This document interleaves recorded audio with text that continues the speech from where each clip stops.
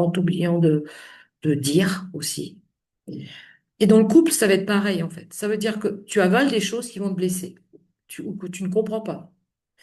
Tu ne dis rien pour éviter le conflit. Parce que dès qu'on pense qu'on va dire quelque chose, c'est qu'on va dans le conflit. Ça sort d'où, ça, en fait?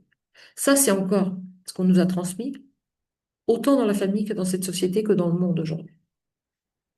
Tu encaisses, tu te tais et tu te redis, ça va passer. Non, mais c'est pas grave, c'est pas grave. Dis-toi dans une journée, observe, à chaque fois que tu dis que c'est pas grave, alors qu'au fond de toi, c'est pas très agréable. C'est pas cohérent entre ce que tu dis et ce que tu ressens. Tu vois? Et c'est pour ça que souvent on n'en peut plus. Parce que il y a des rôles et des personnages qui viennent se jouer à ce moment-là. Mais est-ce qu'on continue à les jouer ou on décide de se dire la vérité à soi? Et puis ça passe, ça passe, ça passe, ça passe, jusqu'à un moment où ça passe plus, en fait. Et dans certaines familles, tout le monde a appris à prendre sur soi, à se protéger les uns et les autres. Et toi, tu es devenu le pilier, en fait, tu vois, de ce qu'on t'a dit, de cette transmission de mémoire familiale ou de société, ça, j'en sais rien. Je suis pas à ta place.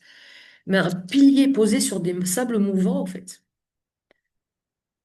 À l'intérieur, c'est un pilier qui est en insécurité permanente. Et à un moment, ben, il se fissure, en fait, parce qu'il peut plus, il tient plus, en fait.